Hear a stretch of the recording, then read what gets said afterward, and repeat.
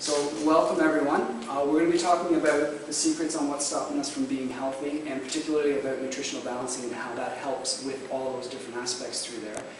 In a nutshell, nutritional balancing is all about treating the cause, not treating the symptom. And that's how I wanted to start off, is really if we want to be healthy, we need to be looking at causes and not just symptoms.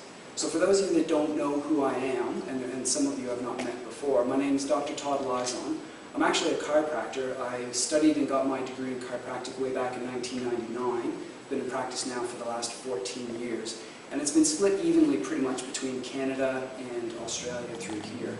Prior to that, I actually had my first university degree from the University of Toronto in physical and health education.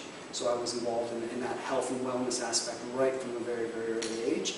And it's just gradually progressed as time's gone on to get more and more and more involved in why are we getting sick, why are we just treating the symptoms, and trying to put together those overall approaches to deal with that. So that's just a little bit of an introduction to where we're going to go.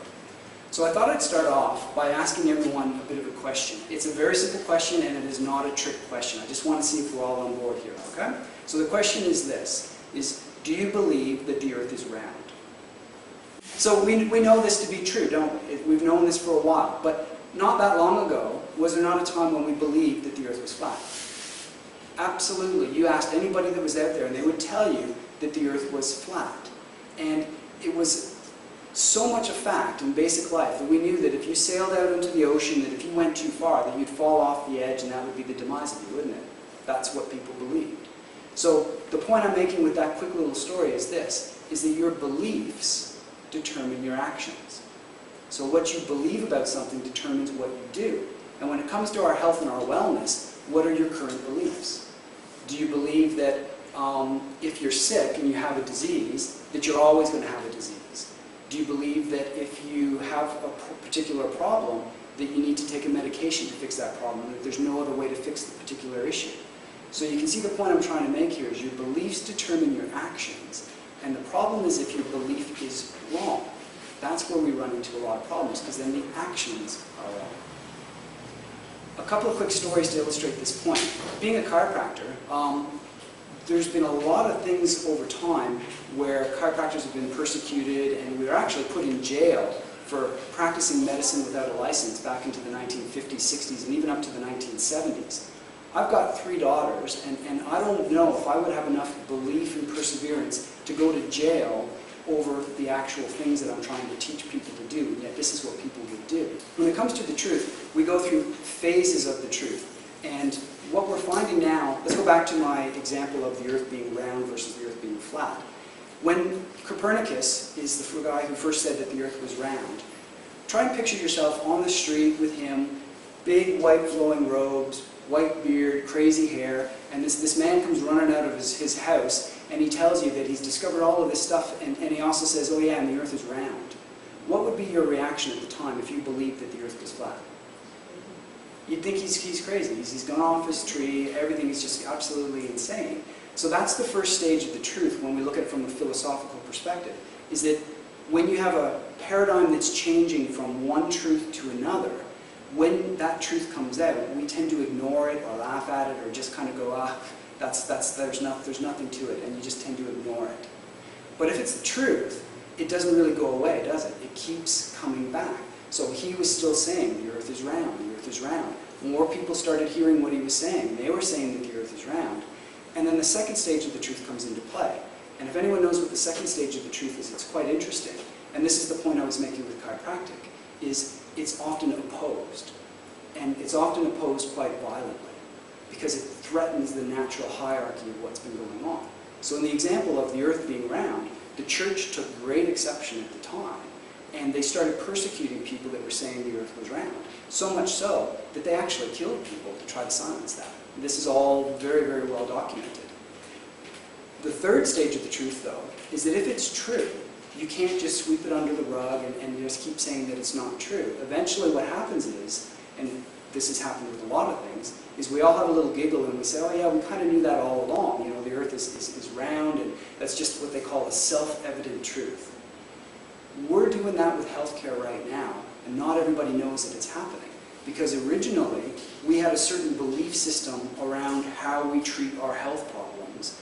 And now over the last, we could pick a number, say 10 years or so, we're starting to look at our health and go, well, maybe there's more to it than just treating the symptoms. Maybe it's not all going to be fixed through medications. Maybe we've got to look at other aspects. And we're right in that second stage of the truth now, where originally it was ignored, but now it's being quite vigorously opposed. And if you speak too much or too loudly or step up too much with certain sort of statements and claims, you really can be sort of attacked and tried to be basically made to disappear and not be able to do what you want to do. So we're not at that self-evident stage yet. We're still at that opposed stage. And that's where we find ourselves today. And I want to just present the rest of this on exactly teaching people why we are unhealthy. Because if you can understand that, you'll see that there's a lot to this holistic approach, and that the reductionist approach is not the end all. The question that we have to ask ourselves right from the very beginning is, how did I end up like this? So those of you that are here, take a second, think about what your particular health challenges or problems might be, and just really be clear about what they are. If you don't have a particular health problem or challenge, think of a family member or a friend who does, and put that in your mind.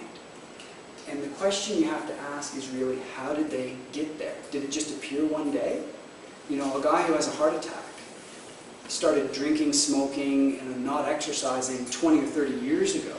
The day he got the heart attack and he got sick is not the day that he technically got sick. He was doing that slowly over time. This chart is going to go a very, very long way to explaining how we get sick from a big picture perspective. And what you're looking at here is a couple of things. See the top line up at the top on the left there? That line up at the top represents your health when you were at your best, which is typically in your early days, in your younger days. So if we use the example of the guy with the heart attack or high blood pressure, in his younger days, he was up there doing really, really well. And gradually over time, that health declined and it just got lower, lower, and lower. And he didn't feel it, did he? You don't feel that happening because you don't have any symptoms or any awareness necessarily of what's going on. And then one day, when he has his heart attack, this red line here represents the symptom. And he dropped below that line, has a heart attack, or let's use a more common example, someone develops a headache. Right? Everyone's probably had a headache before along those lines.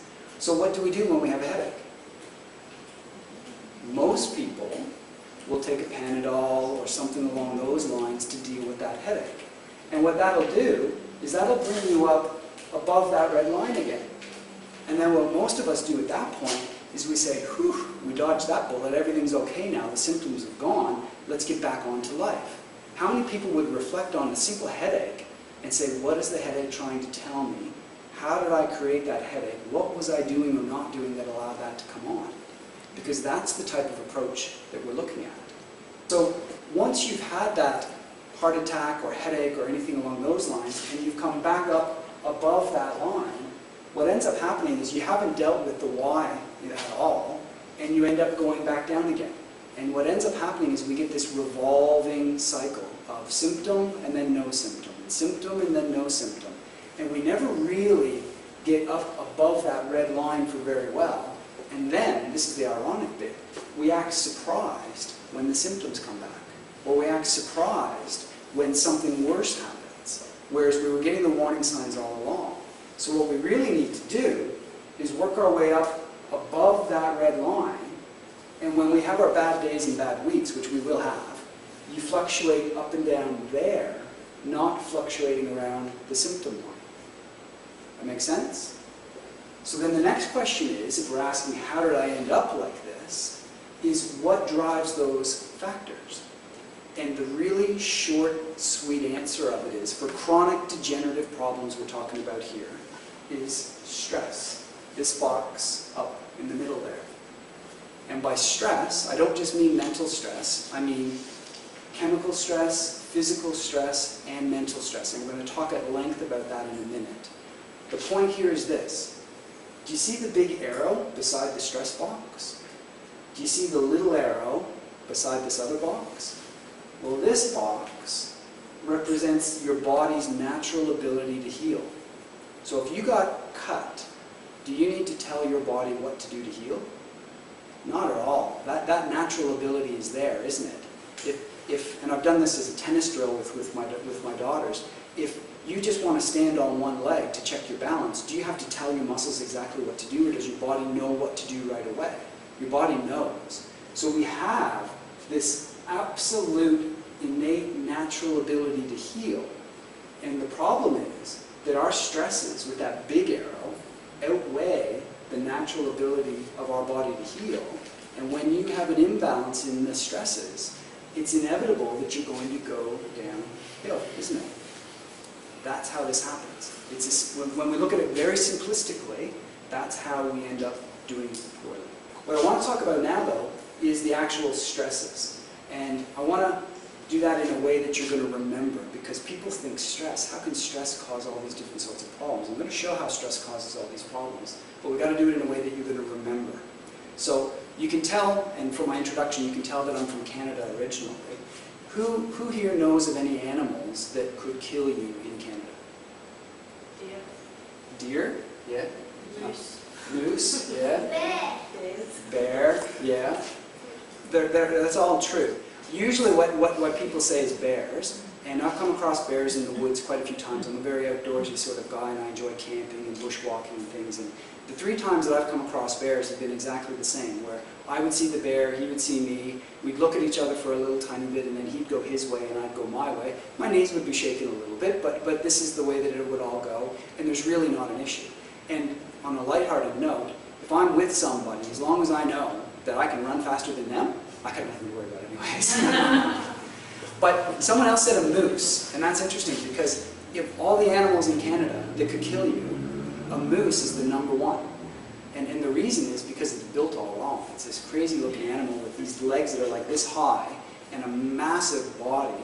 And if you hit it in your car, it is going to go through your windscreen. And that's what kills more people in Canada than any other animal, is actually moose strikes and things like that. So, yeah. The point is that when I decided to move from Canada to Australia, and I told my mom that I was going to be pulling her 3 granddaughters away, 2 of which are here. And I got all, she was not happy about that in the first place, so that was her stress. But then I got all excited telling her about the fact I was going to Far North Queensland. And in Far North Queensland, you should see all the stuff that they've got there. And I started off by going on, about the stuff in the water with the jellyfish and sharks there. And then I got to the cone shells, where they actually have a shell that can sting you, and the octopus.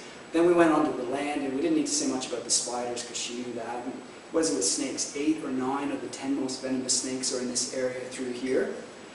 Then, as her eyes are starting to bug out, we got a little bit further along and we started getting to the cassowary. So now we got a bird that can do you in if you really come across in the wrong way. And then eventually, we got to the one that freaks me out the most, which is a crocodile. I grew up watching Steve Irwin, and I'm not an ignorant person when it comes to wildlife. I know if you don't do anything wrong, you're generally not going to have much wrong happen to you.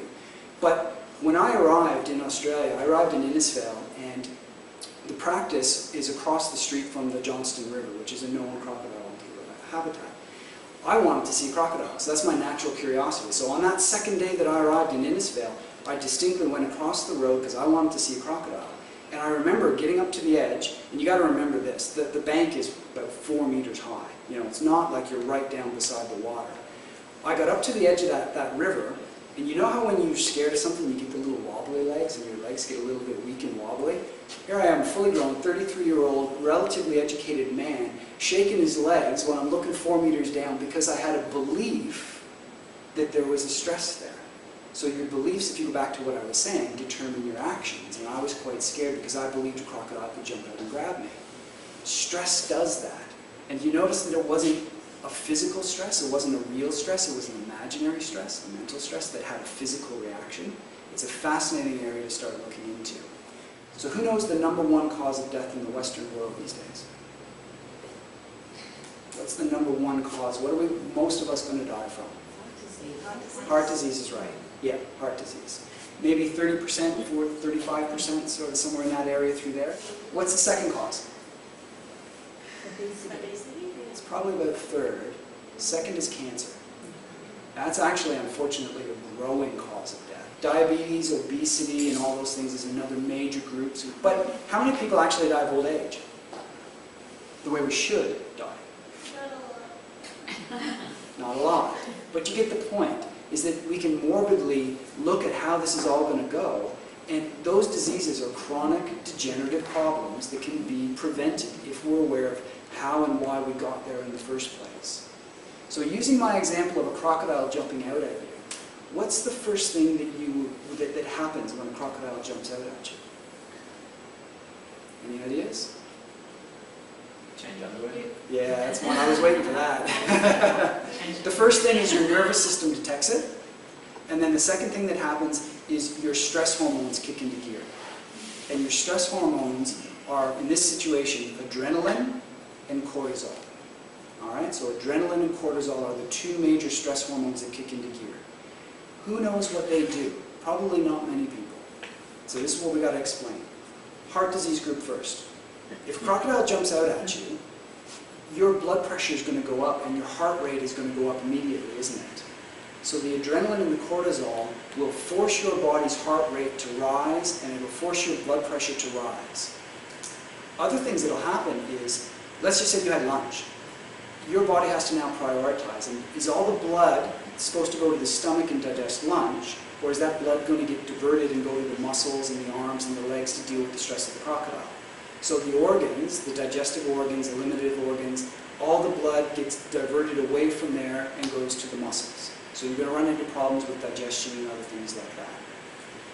Other things that happen is cholesterol changes. So we could add this to the diabetes group, or we could add this to the heart disease group. Does anyone know why cholesterol, the bad cholesterol, would rise? Anyone at all have any idea? Probably not. But I'll bet you know someone with cholesterol problems, don't you? And if they don't know this answer, they're missing the whole point of why something happens. The reason is, remember we said the two stress hormones, adrenaline and cortisol? You need those to deal with the stress of the crocodile. What do you think the raw building material is for hormones? It's cholesterol. It's a medical fact. Check it out for yourself. You need cholesterol to build hormones. So what's going to happen in this situation if you suddenly said, look, my cholesterol is high, I need to take a medication to lower it? You're no longer going to have enough cholesterol to build the hormones that your body's trying to tell you you need. So you can see the dilemma that you run into when you come into this. So that's heart disease, and that's a little bit of diabetes. But cortisol also raises your blood sugar. So now you've got blood sugar rises. People here in relationships will appreciate this. Have you ever been in an argument with your partner and said or done something that you wished you could pretty much take back immediately? That reactive kind of thing where you're just reacting? Some people are nodding and kind of like, yeah. It happens. And the reality is when you're under stress of a crocodile, are you going to sit there and say, what are my options? Or are you going to react instinctually? You're going to react. When you're in an argument and you're under stress, are you always going to be thinking logically, or are you going to be reacting at times and saying or doing things that you might otherwise not be doing? That's what happens, is our intelligence drops. We've got 2-year 10 students here that stress out over exams, and this is the whole point we're trying to make, is when you're stressed, you don't think logically. Now, cancer is another thing that we need to speak about. And cancer, as we know, is where the immune system can't recognize a cell that's mutated, and when that takes hold, it creates all kinds of problems. Let's shift gears from a crocodile and head over to Africa for a little while and on safari, taking in all the zebras, animals, and things like that. If you drank the water when they told you not to drink the water, does everyone know what happens? It's not a trick question. You're going to have horrible tummy bug, diarrhea. You're going to spend your time wishing that you'd listened to the advice and not drank the water, because it's just horrible, horrible, horrible stuff. So now let's say that it's 2 a.m., you're in the middle of your tent, you're wishing someone would just shoot you to put you out of your misery, you feel that horrible, just picture it like this. And then out of nowhere, a lion growls beside your tent. So there's the stress. Now what is your body going to do? Is your body going to say, ignore the lion and let's deal with the actual immune problem that we have? Or is your body going to say, let's ditch the immune stuff and really deal with the stress of the lion? Do I need to explain what we're going to actually do in that scenario? It's going to be the lion every single time. I'm not saying this is the only reason we get cancer. I'm not saying that at all. But I'm saying the immune system is affected when we're under stress, and then colds, flus, autoimmune stuff, any number of things through the immune system can be happening while we're under this stress. So what I've been showing you so far is how stress is a major, major factor, a significant factor in chronic degenerative diseases that are affecting us in this modern day and age. So, the rules of stress, and these are really interesting. These are things that we know medically, physiologically, we know this, but no one really puts it in a clear way. And the first is this: we respond to our environment in the most physiologically appropriate manner possible at any given moment. What the fancy words mean is that your body's doing the damn best that it can, considering the stress that you're putting it under. It's that simple. So if you don't like how your body is, you should actually really be thanking it for where it's at, because that's as good as it could possibly get based on that absolute rule. Your body is doing the best that it can. Number two, the stress response is predictable and the same, regardless of whether the stress is physical, emotional, or chemical. That's what I was alluding to before. Your body with the adrenaline and the cortisol, it does not matter what the stress is. The stress response is the same. So physical, mental, chemical stresses all need to be identified if you want to have a chance to reverse these disease processes. And number three is similar to the first, but the changes associated with the stress response are intelligent adaptive processes that allow us to deal with the chronic stressors we're exposed to. And I think that's pretty self-evident through that. So the reality is this, and I remember how profound it was when I heard this for the very first time, is we're taught that the disease that we have, if you want to call it that, is what the pathology is. So when we say pathology, we talk disease and things like that. So we're taught that that's the problem. The reality is, if we look at stress as the root cause, is that it's our lifestyle that's pathological. Think about it for 1 second. We actually are leading pathological lifestyles and then acting surprised when we're diagnosed with some sort of pathology. The real issue is the pathological lifestyles and understanding all that's related to the stress and how it's contributing to this. So, I've talked at length now about stress. Hopefully now you can understand that the physical, the emotional, and the chemical aspects of stress is what begins to drive the process from normal to abnormal. There's more to it than just that, though. I mean, we've kind of already talked about adrenaline and cortisol and how they change factors. But what's actually happening in the body where we get sick? And a good example of this is, when we're sick, are we sick in the blood or are we sick in the tissues? And it's always going to be in the tissues where we end up getting sick, in the cells themselves. So if we can understand this change a little bit more, what I'm saying here is we've got the stresses, but now what are the stresses doing to us at the cellular tissue level where the problems are occurring? And that is going to explain how we go from health to disease. And there's 5 factors, but I only put 4 up there. The 5 factors are genetics, deficiency, excess, imbalance, and toxin. Those 5 things are what's driving your cells to go from normal to abnormal. And let me define normal to abnormal. If you're normal and someone looks at your cells, everything looks fine. If you can measure a change, if you can see a change with an ultrasound, with a blood test, with an x-ray, with any test, if you can measure a change, then your chemistry has changed from normal to abnormal. And that's the process from health to disease that we're looking at. So let's go through the 5 factors in some detail so everyone understands the factors. Genetics. And I'll ask a question with an honest answer. How many people truly believe, or maybe subconsciously believe, that genetics is a big deal when it comes to our health? And there has to be a few people that believe that genetics is a big deal. Right. I'd be silly to say that genetics is not a factor. We know that it is. But stop and think about this for a second.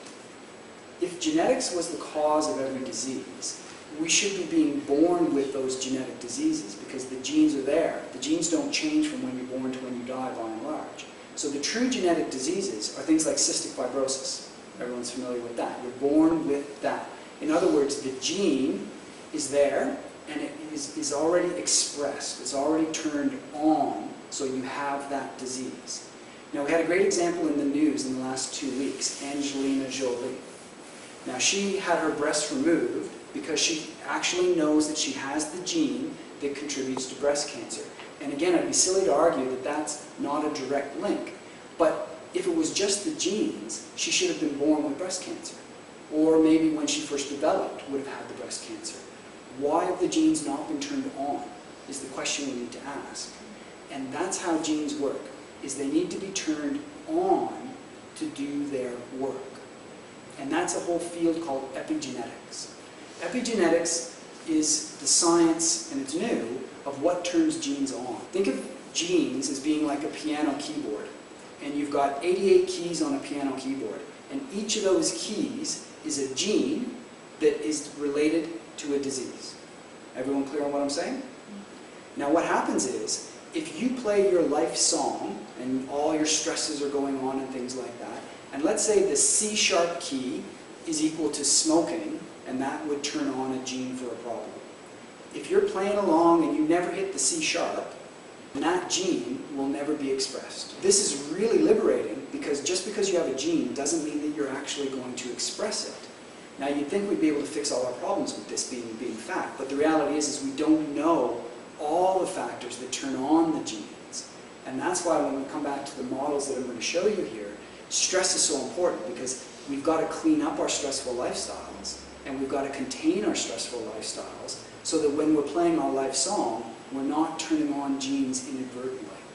And that's why with Angelina Jolie, and I'm not going to get into the politics of it all, that's why you're seeing two sides of the story really conflicting. Some thinking she's done a wonderful thing, and other people going, well, why would she do that?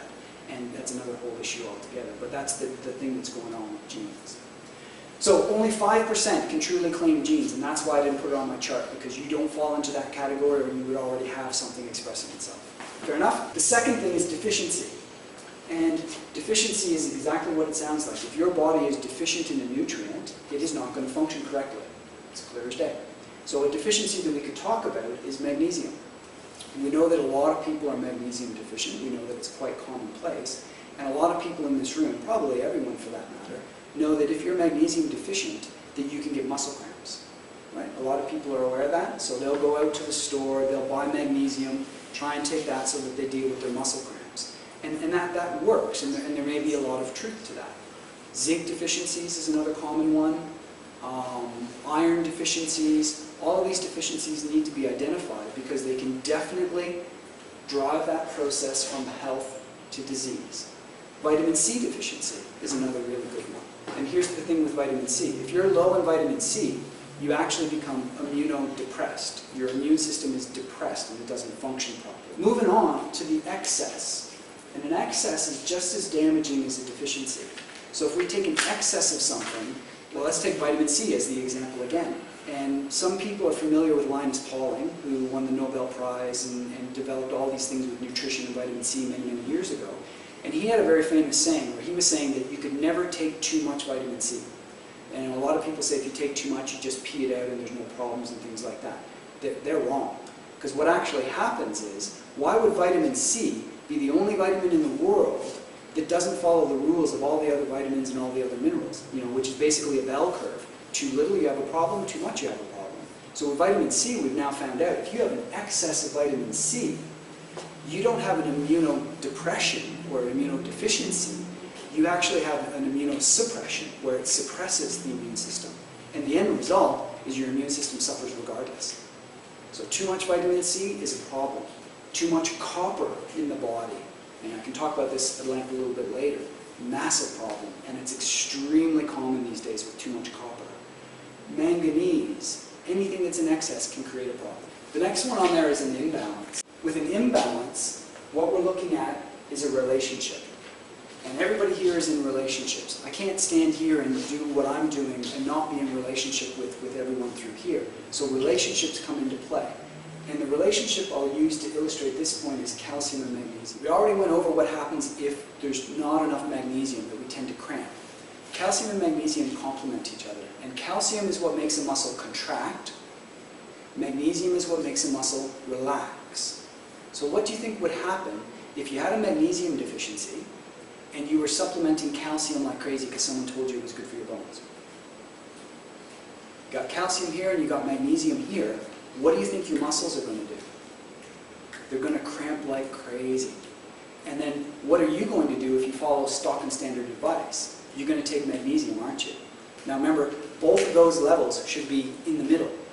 Magnesium went down, calcium went up. If you take magnesium and just bring this up a little bit, you still have an imbalance. So you haven't addressed the cause of it, which was contributed to the relationships and the imbalances. Let's take this one step further.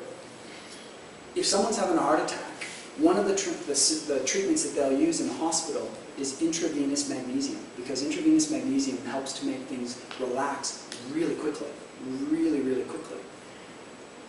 What is going to happen to the other muscles in your body? Because so far, when I say muscles, you think biceps or calf cramp or something like that. I've given you the example of the heart, but do you have any idea where other muscles are in the body? Probably not. Most people don't think of it this way. Think of it this way. Anything that's a tube is a muscle. So your entire digestive tract is one great big muscular tube. What's going to happen to that if your imbalances are present? Another example is your arteries. It's another great big muscular tube. What about your bladder? A lot of people have issues with, urinary incontinence and things like that. That can be related to imbalances. The iris in your eye is a muscle. The gallbladder.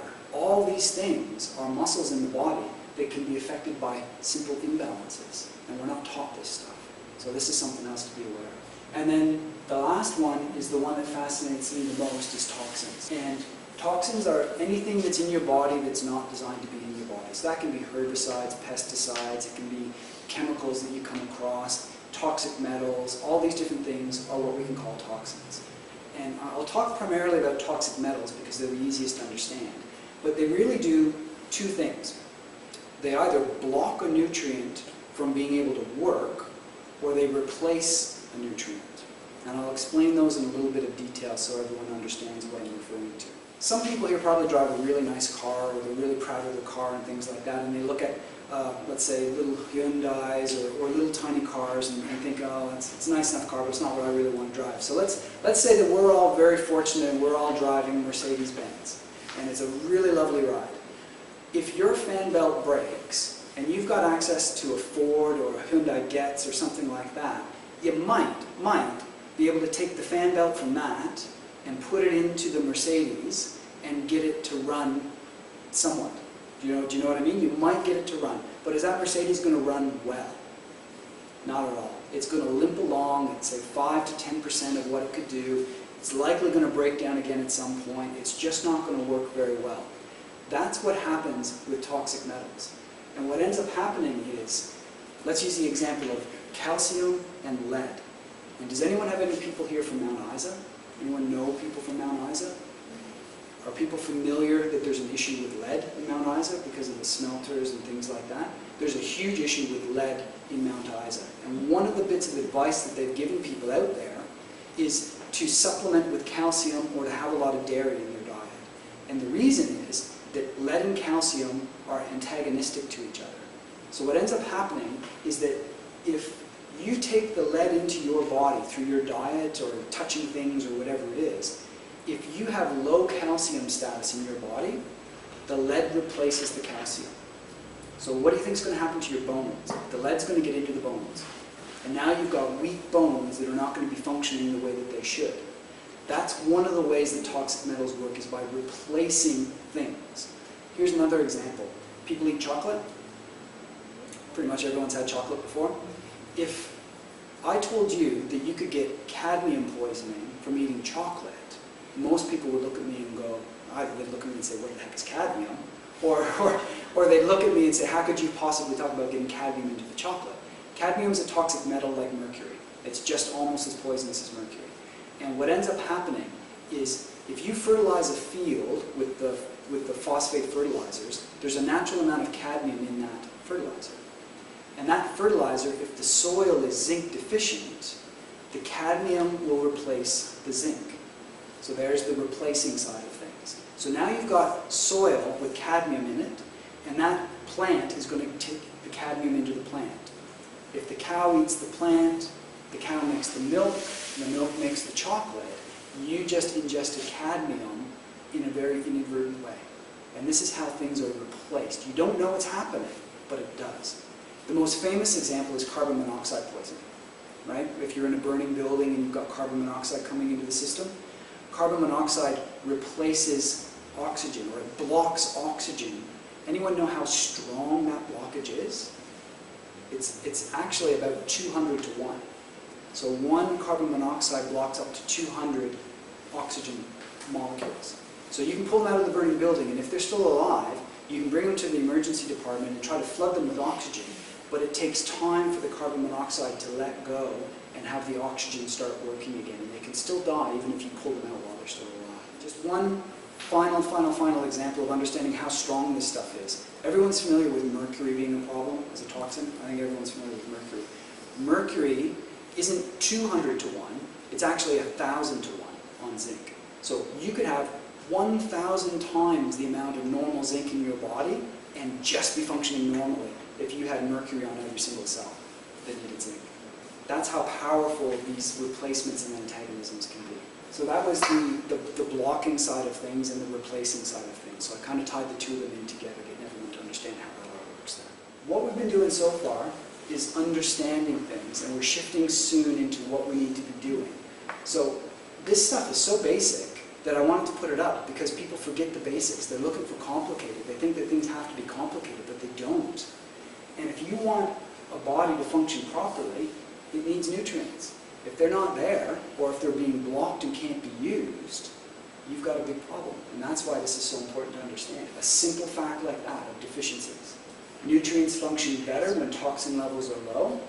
It's another basic truth that we forget. A normal range of something means there's a compensatory mechanism. This room probably has a thermostat in it somewhere, and the aircon is probably set to 25 degrees. So if the temperature was to creep up to, say, 27, the aircon kicks into gear, brings it back down to 25, and you've got that cycle. If the temperature was to go down to 23, the aircon would shut off as well. So there's this mechanism to keep everything in a normal range.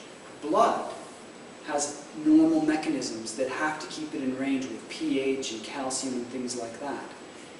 A blood test is good for giving you some information, but blood is usually maintained in a very tight range at the expense of the tissues.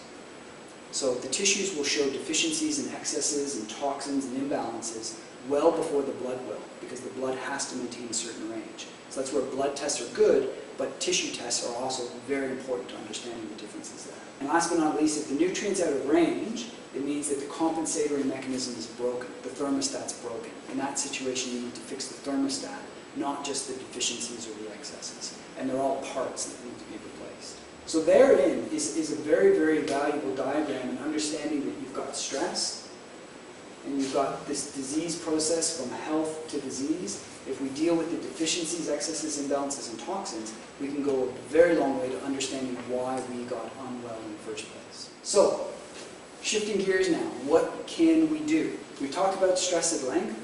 Ideally, you need to eliminate it. How many people can eliminate all the stress in their life? 0.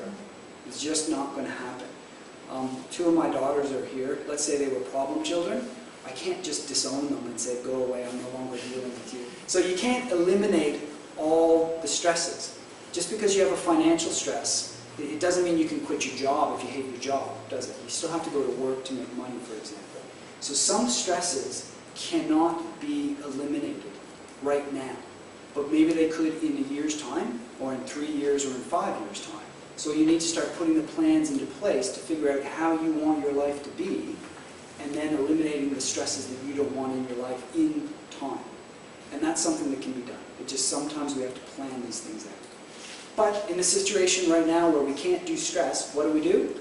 We need to contain it. And with this model, it's showing how we actually contain the stresses. And that's with emotional, mental stuff, diet, lifestyle, detoxification, and the right supplements.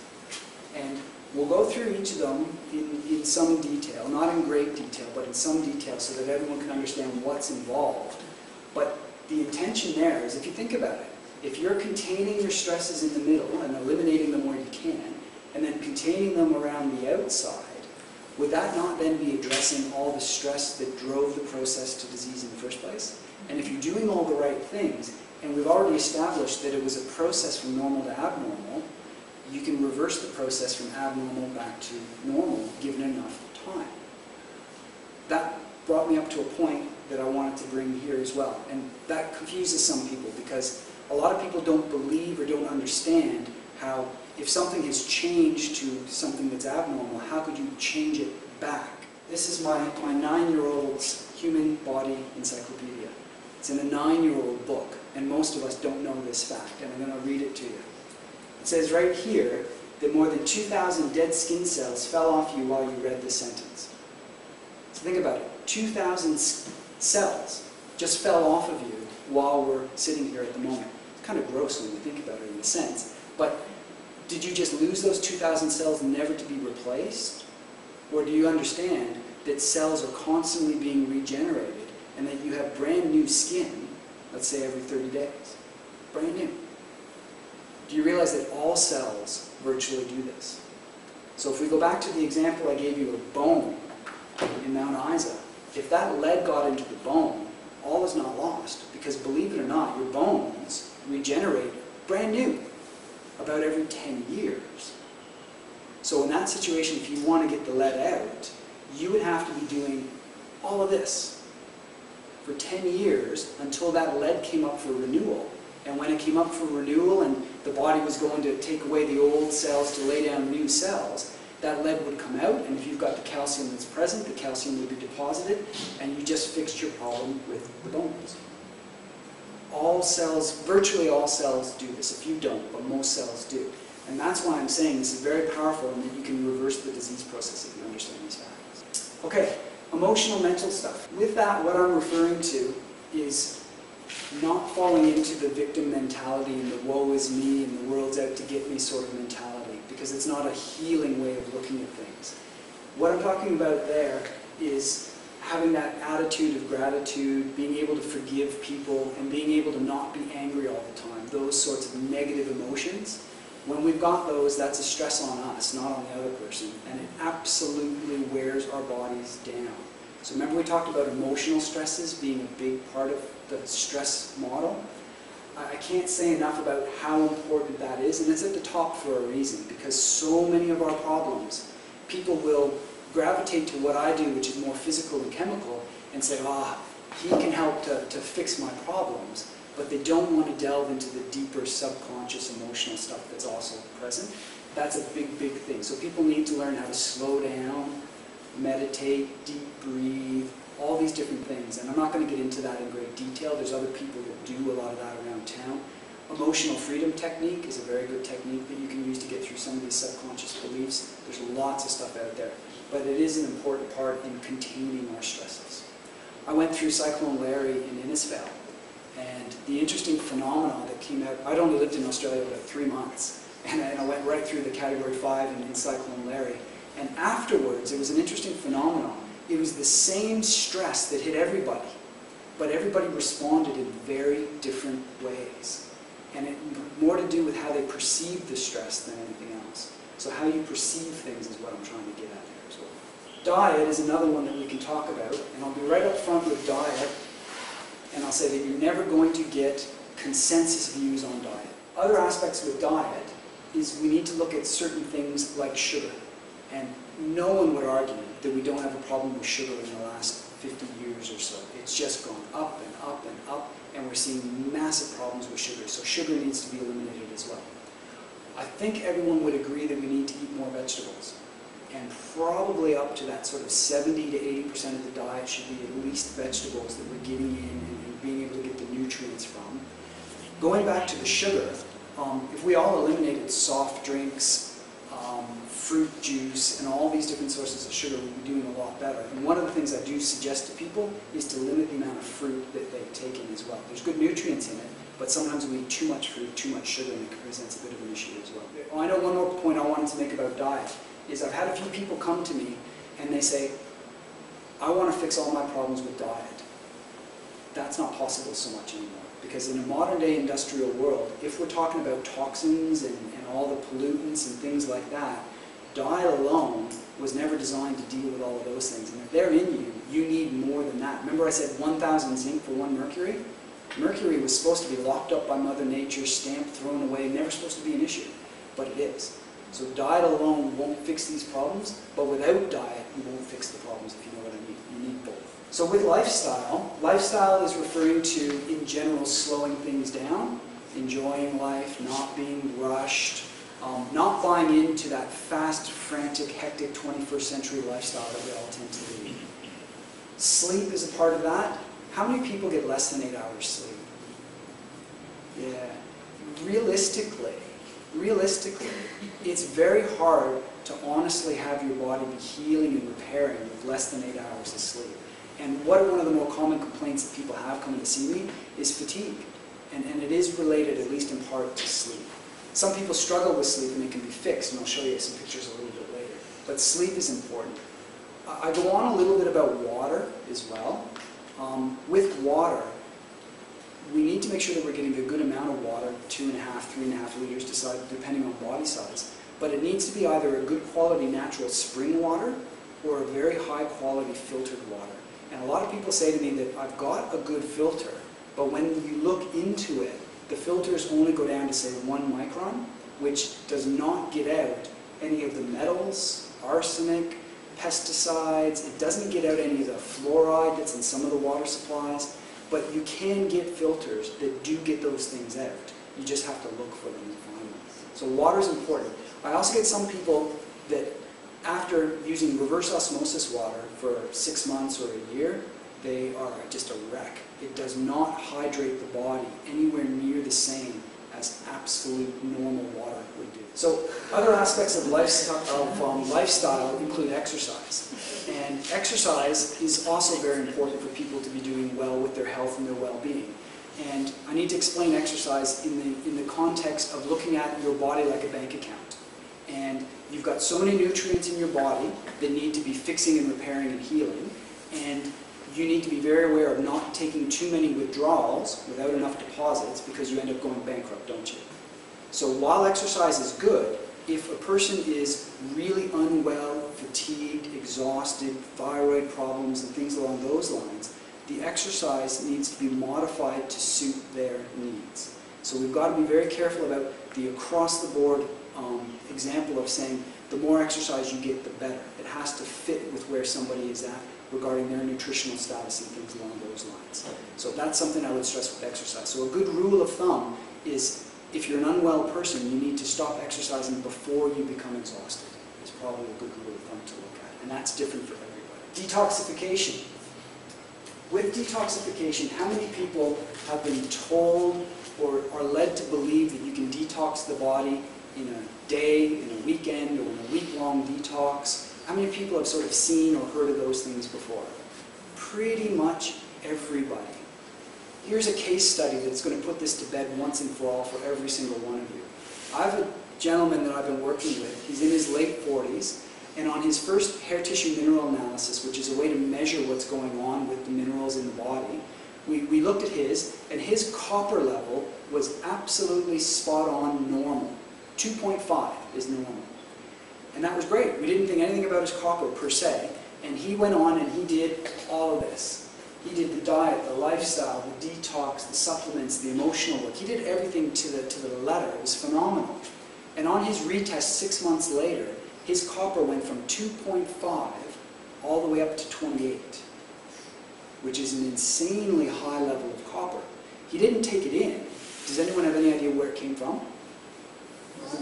He was detoxing it. It was coming out of him. So remember, toxins, they don't just circulate through the blood on a regular basis. Your body has to take these toxins, put them away, where they're not causing any harm. When he started doing everything to try to fix the process, his liver, his brain, his gut, which is where copper likes to go, started spilling out. So this was actually a good thing to see his copper go up to 28 from a detox perspective. how do you think he felt when he had this copper going through his system? Not very good. Not very good at all.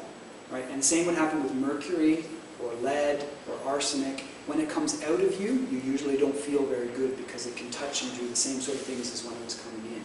Now the story's not done. That was 6 months. 6 months later, we did another retest. His copper was still at 28. 6 months later, it was at 19. We're about to do his 5th test now to see if he's come down from 19. But the point is, 2 years, this guy has been eliminating a massive amount of copper from the system. So think about the damage that was doing inside. Now think about how laughable it is when we talk about detoxing in a day, a week, or a weekend. It's not possible to fully detox when these things are stored deep, deep inside. And if our bodies are tired and fatigued, you can't even do the detox until you have the energy to properly deal with it. If you liberate it too soon, it's just going to circulate, you can't get it out of you, and it's going to go back again somewhere else. So detox is a huge thing. And the way that we do it is naturally. You can go to some doctors and they will offer you synthetic chelation, which is injecting you with a chemical that latches onto mercury, for example, and then rips it out. But it also rips out a lot of the other good things, and it's not honoring the natural wisdom of the body, which will do it when it's ready. So with our programs like this, there's actually 7 methods built into the nutritional balancing program of trying to do this detoxification. A good way of looking at detox is, you know those big cargo ships that have all the railway cars on them that are stacked, 10, 15 deep and things like that? Think of your toxins as being layered like that. So when you were 10, you played with a broken thermometer. You got the mercury, that's the bottom car. Then you got the next one up and something happened when you were 15. And the layers keep going like this, so that by the time you want to fix it, can you take that bottom car out without taking the top one off? Not at all. You got to take the top one off, then the second one, then the third one, and you tunnel down until you get to those root causes. And that's not something you can do in a very quick period of time. So detox is really, really important. The correct supplements. I actually agree with medical doctors that say that just taking multivitamins might be harmful. I actually agree with that, and I didn't at first. But the reason I do is because if we were to go back to my slide talking about deficiencies and excesses and imbalances, a multivitamin is just broad spectrum, isn't it? It's the same for everybody. But what if you take a multivitamin that has zinc and copper, and you have way too much copper already and not enough zinc? You may help with the zinc, but you're making your copper problem worse. So we've got to be very careful with supplements, and I actually do agree with them in that sense. So I don't agree with them in that supplements don't work, which is what they're trying to get people to believe. They do work, they absolutely work, but they need to be the right ones in the right amounts for the individual that's taking them. And that's where we have to try our best to figure out where somebody is at and then help them deal with that. So that's the model on what we need to do. This is how we measure what I was just explaining to you. That's an actual hair tissue mineral analysis, and much like a blood test, you've got normal ranges for things. So what you're looking at here, see that calcium level there on the left? It should be right there at 40, and this person is at 150. So they're off the top of the chart with their level of calcium. Magnesium here should be 6, and they're double that plus at 13. Here's sodium, potassium, iron, copper, high level of copper, high level of manganese, low level of zinc, chromium, selenium, and there's phosphorus. Oh, and by the way, this is a 20-year-old female. Right? It's not an old person, it's a 20-year-old. Down here are the toxic metals. This person's showing a level of mercury and a large amount of aluminium. So those are toxic metals in her system that she's showing. And that's what a hair analysis is trying to show, is what's going on with the nutrients, what's going on with the toxic metals, and at the bottom, the relationships, the imbalances. So remember we talked about calcium magnesium? Well, her calcium magnesium, you can't see it, but the normal number should be 6.67. And she's at 11.54. The calcium up at the top is way more than the magnesium. She needs to get that into the right relationship to get those muscles and all the muscles in the body functioning at a much, much better level. So that's what we're trying to assess. And I got to be clear, a hair tissue mineral analysis, just like any test, has pros and cons. I'll be really, really clear with people about this. So, for example, if you broke your leg, do you want to get an x-ray or do you want to get a blood test?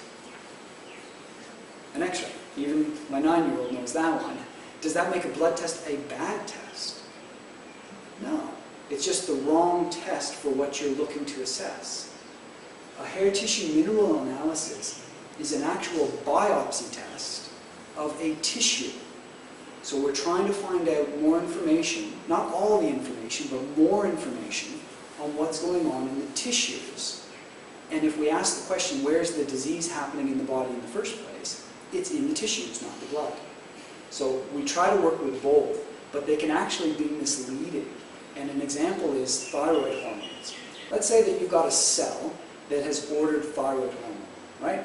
The body makes the thyroid hormone, it circulates through the blood, it comes up to the cell that ordered it, and it very politely knocks on the front door and it says, "You ordered me, I'm here, can you let me in please?"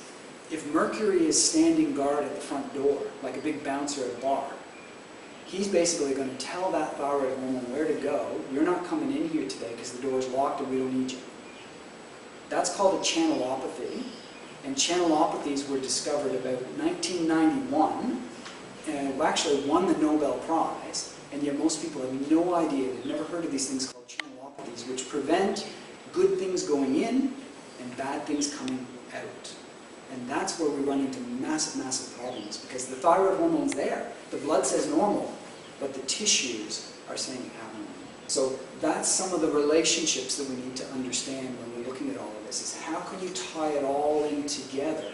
Look at the levels, look at the toxins, look at the relationships, combine that with the blood test, combine it with the history of what have you been exposed to? Are you stressed? Are you emotionally not dealing with things? It's trying to look at all these different things. So on this one other thing, there's a couple of things that we can measure, is with this, it actually tells us what's going on with the person's metabolism or oxidation rate. So if you think about it, that's the ability to take your food and convert it into energy. It needs nutrients. And there's a couple of numbers on here that give us an indicator of what that is, and I'll show you. This one here, calcium and potassium. Calcium and potassium should be at 4, and she's at 21. So those bubbles that you see should be here, and she's gone off the top of the chart. And that represents very, very compromised thyroid function. That's a simple idea of what's going on in the thyroid. So that's a slow indicator of cellular thyroid problems. The number below it, sodium and magnesium, you can see how low she is there, only 7% of where she should be. That's the cellular indicator of adrenal function. And you put the two together, and this is a 20-year-old who's extremely burnt out. She's exhausted, she's tired, she's got no energy, she can't deal with anything that's going on. Because the nutrients, there's deficiencies, there's imbalances, and there's excesses that on a blood test will not show up. Because the blood stays normal at the expense of the tissues. So this is where these tests are very valuable, and I'll say this for all the wrong reasons right now. Next weekend I'm flying to Melbourne to do a joint presentation with a medical doctor who does exactly this with his clients in his office. And I mention it to you because a lot of people, when they hear that medical doctors are doing it, put more validity onto something, still subconsciously for all the wrong reasons. But I would mention it to you just so you can keep that in mind. They're out there, they're just fewer and farther between at the moment. So putting it all together, I've got a couple of case studies to go through here so that everyone can understand how it all comes together, because it's a lot of information I've thrown out at you in a short period of time. Let's talk about depression and issues there. What you're seeing here is this level right in here of serotonin. And all medicine will look at that and study serotonin, and we know that if you give an antidepressant to somebody, what that antidepressant does is it stops the serotonin from breaking down. So it pools it, if you want to think of it that way. It's like putting a plug in a sink and pooling the water or pooling the serotonin. Everyone's clear on that? Well, what if the alternative hypothesis is that we didn't make enough in the first place versus that we were breaking it down too quickly? There's something to look at there. Where does it come from? Proteins. It comes from proteins. So if someone is eating a diet that does not have a very good level of protein in it, they're already in trouble. Now it's interesting because the protein they need to eat has to contain tryptophan, the amino acid tryptophan, which is present in things like turkey. It's not present in all proteins, but it's present in things like turkey. But that's what has to happen there. The protein has to convert to tryptophan. And to do it, you have to have good stomach acid. If you don't have stomach acid working properly, you're going to have trouble converting proteins into tryptophan. And that's a big deal, because what's the #1 selling class of drugs around the world? Digestive problems. For volume of sales is digestive problems.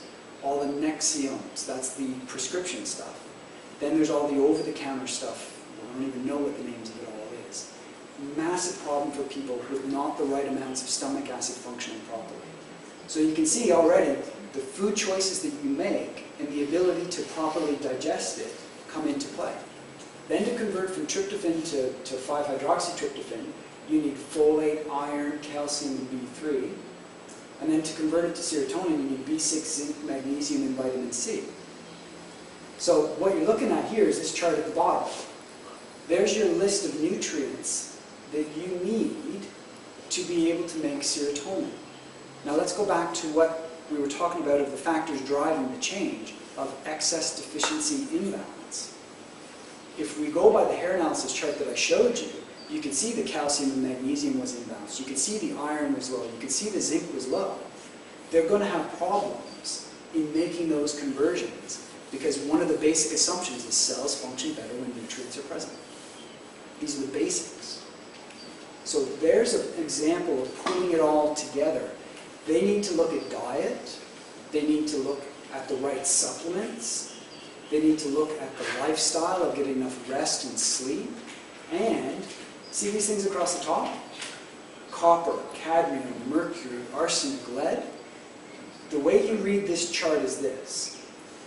Remember in our example we showed that that lady had mercury? And do you remember how we also showed she had copper? Here's what's happening. And we'll use zinc as the example because you need zinc twice. You need zinc there, and you need zinc right up with the stomach acid. So there's a double bottleneck if you want to think of it that way. Copper, when you read it down here with that X, copper blocks zinc, mercury blocks zinc.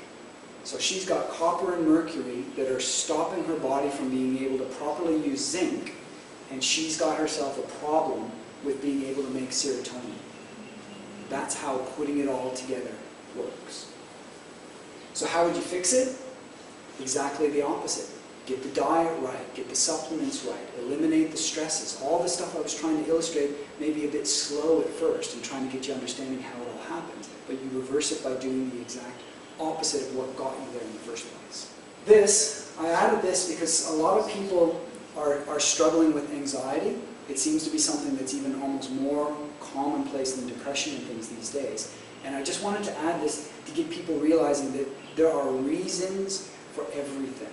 There are biochemical processes for everything. And with anxiety, it's related to this neurotransmitter over here, GABA.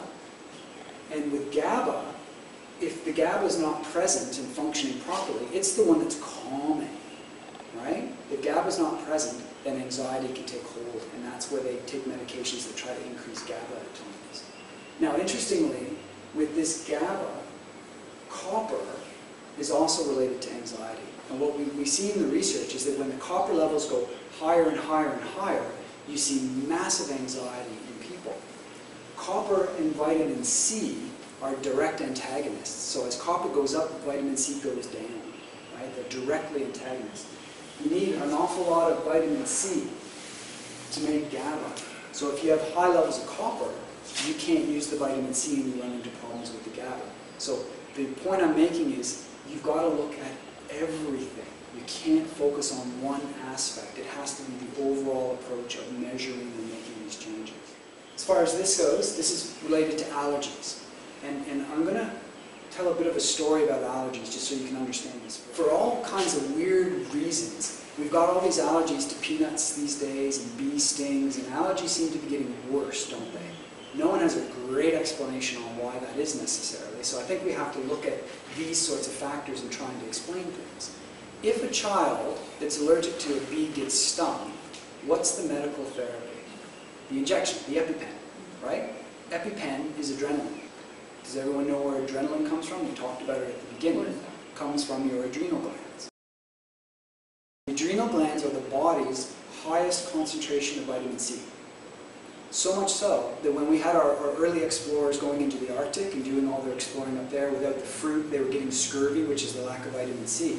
They figured out that if you kill a seal and you take the adrenal gland and you eat the adrenal gland, you can cure scurvy because the vitamin C is the highest concentration in the adrenal glands. So with allergies, if an injection of adrenaline is fixing the allergy, could you not come to some sort of conclusion that perhaps we've got some sort of adrenal burnout going on, that we're not producing enough adrenaline in the first place? Now, if we go back to my stress example, crocodile jumping you out at you, isn't that exactly how I started that off, by saying that you're going to get the adrenaline rush? Well, what happens if that crocodile is chasing you 3 feet behind you every single day for 10 years, 20 years, 50 years? Your adrenal glands are going to start to get depleted and burnt out. On another note, this burnout can pass from mother to child, and we're seeing burnout at earlier and earlier stages because the copper passes, the mercury passes across the placenta. It gets very complicated, but with an allergy, do you see the issue I'm making here? If we've got high levels of copper, which is a big issue with people, that means you're going to have low vitamin C. If you have low vitamin C, your adrenals can't work properly, and if you burnt out the adrenals from stress, you can't mount that response. That's how this ties in. So when we look at the factors involved with allergy, low zinc comes into play. High copper, because copper and zinc naturally antagonize each other. Copper goes up, zinc goes down. Zinc comes up, copper comes down. That's how that works. Molybdenum, that fancy word up there, is also related to copper. Low vitamin C, related to copper. Digestive problems, lots of problems with digestion for many, many, many reasons. Helicobacter, that stomach issue through there. A lot of people think that their issue with stomach is low stomach acid and things along that line, or high stomach acid, and we're trying to lower the stomach acid. With this Helicobacter, it was the only bacteria in the world, science was saying, that could live in an acidic environment. And people were stunned by this. And they're thinking, how could a bacteria like that live in such an acidic environment? And the reality is it can't. Medicine was wrong in saying that the reason for reflux was too much stomach acid. It's actually the opposite. It's too little stomach acid. And the only reason those bacteria can live in the stomach is because the acid's too low. So that's another reason that we're seeing some of these factors that are involved with allergies. Candida overgrowth and hormone imbalance are also on the list. So when we put it all together, you can see again, zinc, molybdenum, selenium, vitamin C, vitamin E, deficiencies, excesses, imbalances, toxins. You put stress on the system for too long, and you're going to run into problems. I have one more example. Arthritis. Arthritis is an exceptionally common problem, whether it be rheumatic arthritis or osteoarthritis or whatever it is through there. And there's no reason to think that this doesn't follow the exact same rules as everything else. All health problems follow the exact same rules. So with bone and cartilage, remember we were talking about 2,000 skin cells falling off, and we talked about how the bone can regenerate? Absolutely it can regenerate, if you take the stresses off of it. So you'd have to do your physiotherapy work, you'd have to do your stretching, you'd have to do all those things to take the stress off. Get the right diet, the right nutrients, the detox out of the bones, and over time, while you may not be able to reverse it 100%, you can certainly improve it and make sure it doesn't get worse. So with that, you've got cartilage, bones, joints, ligaments, tendons, fat pads, meniscus, all these different structures. They all need nutrients just as much as every other tissue as well. So in summarizing everything, what my goal was is in helping you understand why you've become sick in the first place. It's not an easy explanation. It takes time to logically work your way through it, but it does start with stress. It really, truly does, for the chronic degenerative diseases. And when you've got that stress, you need to contain it, eliminate it. Where you can't eliminate it, you need to contain it. And the hair tissue mineral analysis, while it is not the answer for everything, is a big part of this, because it can help to measure those imbalances, deficiencies, and excesses, and monitor your process over time. When we do all of these things, we find that that's the answer there is in the holism. Reductionism is not the answer to fix the majority of these problems. And I think that's where I'd like to leave it all off, is just an understanding of that. So thank you for having me.